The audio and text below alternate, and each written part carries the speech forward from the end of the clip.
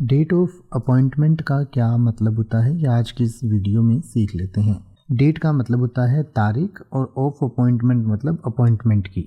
और अपॉइंटमेंट के दो मतलब होते हैं, एक तो किसी व्यक्ति को किसी नौकरी पर रखा जाता है, किसी चीज़ पर नियुक्त किया जाता है, तो उसको भी अपॉइंटमेंट कहते हैं। इसके अलावा किसी से मिलने का जो निर्धारित समय होता है तो उसको भी अपॉइंटमेंट कहा जाता है। जैसे कि अगर आप किसी डॉक्टर से मिलने जाते हैं तो पहले एक अपॉइंटमेंट लेते हैं, या फिर किसी कंपनी के मैनेजर से मिलते हैं, किसी से भी मिलने के लिए जो समय लेते हैं उसको भी अपॉइंटमेंट कहा जाता है। और किसी को किसी पद पर या किसी नौकरी पर नियुक्त किया जाता है तो उसको भी अपॉइंटमेंट कहा जाता है।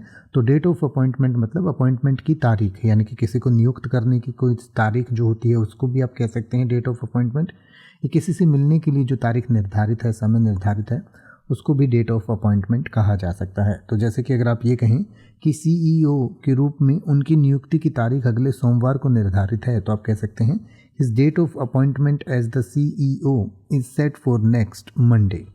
या अगर आप ये कहना चाहें कि नियुक्ति की तारीख ऑफर लेटर में उल्लेखित होगी, तो आप कह सकते हैं the date of appointment will be mentioned in the offer letter. अब आप किसी भी वर्ड का मतलब हिंदी और इंग्लिश में YouTube पर सर्च कर सकते हैं, आपको मेरी वीडियो मिल जाएगी जिसमें आप बिना किसी फालतू बकवास के सीधा उस वर्ड का मतलब समझ पाएंगे। तो ऐसी ही वीडियोस को देखते रहने के लिए चैनल को सब्सक्राइब करें और बेल आइकन को प्रेस करें।